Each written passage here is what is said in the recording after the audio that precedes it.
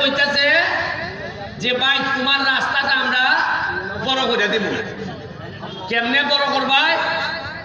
শায়েস্তাগঞ্জ থেকে রওনা দিব, এরা বড় করতে করতে বড় কইরা একবারে তেলিয়াবাড়া পর্যন্ত যাইব, জগদীশপুর পর্যন্ত।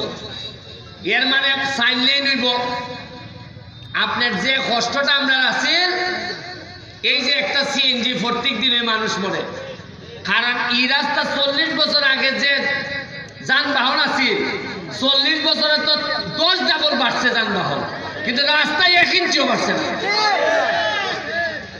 এর লেগে যে আমি কইতাম যে মজা মারে মজা ভাই, আর আন্নুল আমিন ভাই সহ আমরা খালি বইটা পাই।